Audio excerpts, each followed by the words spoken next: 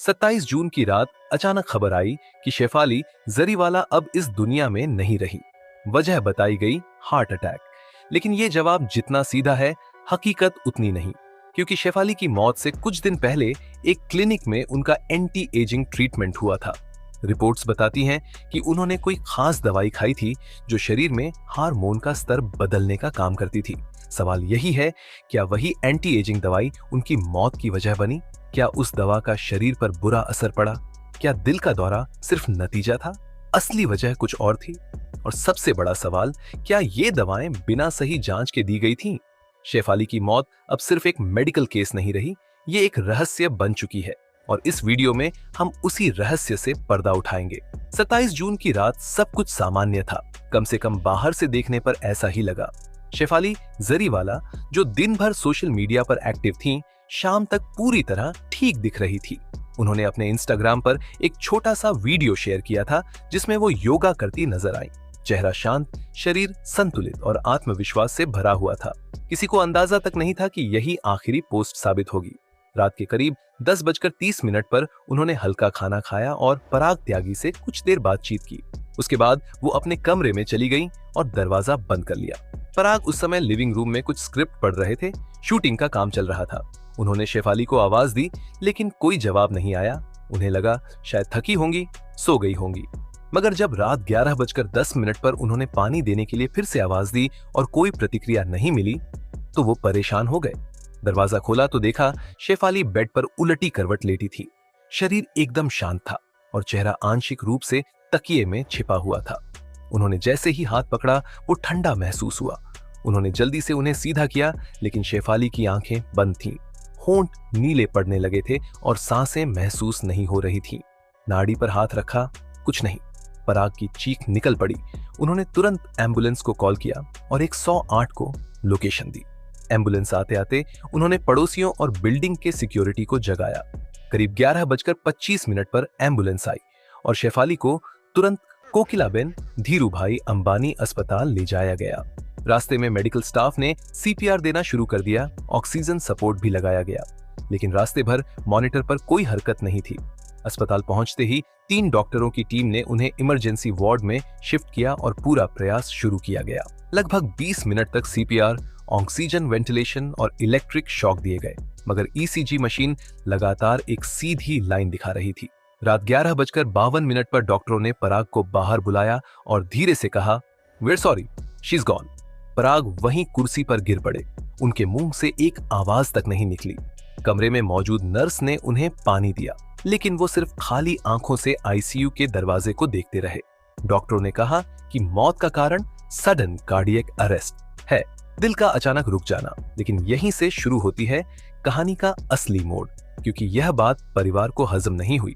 शेफाली की medical history में कभी भी हार्ट प्रॉब्लम नहीं रही, ना हाई बीपी, ना डायबिटीज, ना कोई थायराइड इश्यू। वो फिटनेस को लेकर काफी सजग थी, हेल्दी खाना खाती थी, नियमित योग और एक्सरसाइज करती थी।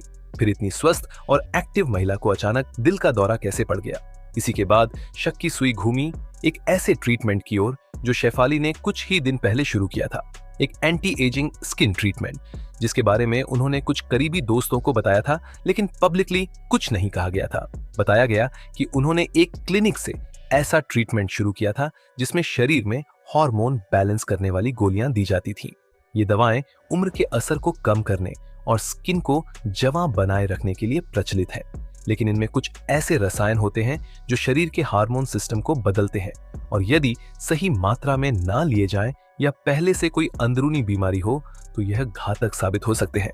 एक सूत्र के अनुसार शेफाली पिछले 2 हफ्तों से बायोहार्मोनल पेप्टाइड थेरेपी नाम की प्रक्रिया ले रही थीं, जिसमें पिल्स, इंजेक्शन और स्किन सीरम शामिल होते हैं।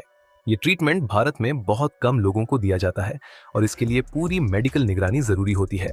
बताया जाता है कि शेफाली ने ट्रीटमेंट शुरू करते वक्त कोई हार्ट टेस्ट नहीं करवाया था, क्योंकि उन्हें लगा उन्हें कोई समस्या नहीं है। लेकिन इस ट्रीटमेंट के चौथे दिन से ही उन्हें हल्का सिरदर्द और चक्कर आने लगे थे, जिसे उन्होंने नॉर्मल समझा और इग्नोर किया। एक नजदीकी दोस्त ने बताया कि शेफाली ने यह भी कहा था कि उनकी नींद पूरी नहीं हो पा रही और शरीर भारी लग रहा है, लेकिन उन्होंने ये बातें किसी डॉक्टर से साझा नहीं की। वहीं जब पोस्टमार्टम रिपोर्ट आई तो उसमें 3 ऐसे केमिकल कंपाउंड्स पाए गए जो आमतौर पर कार्डियक पेशेंट को नहीं दिए जाते, बल्कि वे एंटी एजिंग प्रोटोकॉल का हिस्सा होते हैं। रिपोर्ट के ये हिस्से फिलहाल सील कर दिए गए हैं और अभी तक पब्लिक नहीं किए गए। वहीं अस्पताल की ओर से सिर्फ इतना कहा गया, मौत प्राकृतिक थी, कोई बाहरी चोट या जहर नहीं मिला। लेकिन सवाल यही है, क्या इन दवाओं का शरीर पर असर इतना अचानक हो सकता है कि एक पूरी तरह स्वस्थ महिला की जान चली जाए, या फिर कुछ ऐसा हुआ जिसे अब तक छिपाया जा रहा है? क्लिनिक की पहचान मीडिया से छिपाई जा रही है। वहां काम करने वाले किसी भी स्टाफ ने अब तक कोई बयान नहीं दिया। क्लिनिक का नाम सामने आने से पहले ही वहां के सोशल मीडिया अकाउंट्स और वेबसाइट्स ऑफलाइन कर दी गई, और इसी चुप्पी में छिपा है वो सस्पेंस जो अब तक सुलझा नहीं है। परिवार ने भले ही कोई कानूनी कार्रवाई शुरू न की हो, लेकिन पराग त्यागी लगातार डॉक्टरों और पोस्टमार्टम टीम से संपर्क में है। उनके कुछ करीबी दोस्तों ने कहा कि पराग अब हर दवा, हर मेडिकल पेपर और हर ब्लड रिपोर्ट की कॉपी मंगवा रहे हैं। हो सकता है कि अगले कुछ दिनों में कोई मेडिकल खुलासा सामने आए या सब हमेशा के लिए दबा दिया जाए। लेकिन एक बात तय है, शेफाली की मौत सिर्फ एक मौत नहीं है, ये एक रहस्य बन चुकी है, और उस रहस्य में शायद वो दवा छिपी है जो उन्हें जवां रखने के लिए दी गई और हमेशा के लिए सुला गई।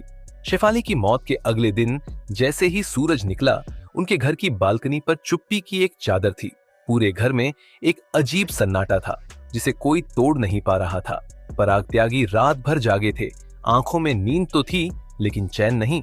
उन्होंने किसी से बात नहीं की, बस बार बार उस कमरे में जा रहे थे जहां शेफाली लेटी थी, और उन चीजों को निहार रहे थे जो अब सिर्फ यादें बन चुकी थीं। सुबह 9 बजे शव को अंतिम संस्कार के लिए ले जाया गया, लेकिन उस सफर में किसी ने कुछ नहीं बोला। न मां रोई, न बहन चिल्लाई, और न ही पराग कुछ कह पाए। बस आंसू थे जो चुपचाप बहते रहे।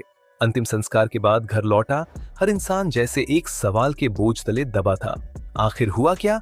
मीडिया चैनलों पर खबर चल रही थी, शेफाली जरीवाला की मौत दिल का दौरा पड़ने से हुई।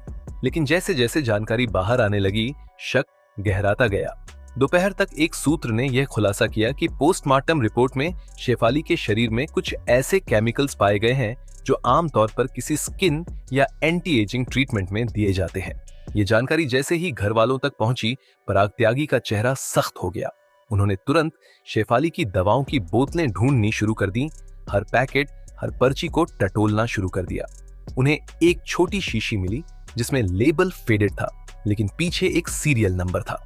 उसी नंबर से उन्होंने दवा की जानकारी निकाली और पता चला कि वो एक पेप्टाइड आधारित हार्मोनल एनहांसर था, एक ऐसा पदार्थ जो शरीर में हार्मोन बैलेंस करने के लिए प्रयोग होता है, लेकिन बिना डॉक्टरी निगरानी के इसे लेना जानलेवा हो सकता है। पराग ने उसी वक्त एक वकील को फोन किया और पूछा, अगर कोई क्लिनिक बिना पूरी जांच के ऐसा ट्रीटमेंट दे दे तो क्या यह गैरकानूनी है? वकील ने जवाब दिया, अगर उसके कारण मौत होती है और मरीज को संभावित खतरे नहीं बताए गए हों तो यह मेडिकल नेग्लिजेंस मानी जा सकती है। यही बात पराग को अंदर से तोड़ गई। उन्होंने वहीं तय किया कि इस मामले को वो सिर्फ एक निजी दुख नहीं रहने देंगे, उन्हें सच जानना है।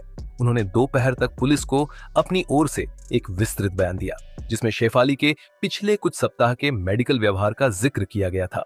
उन्होंने बताया कि शेफाली हर सुबह एक खास पाउडर पानी में मिलाकर पीती थी और हर रात एक कैप्सूल लेती थी, जिसे उन्होंने प्रोटीन समझा था।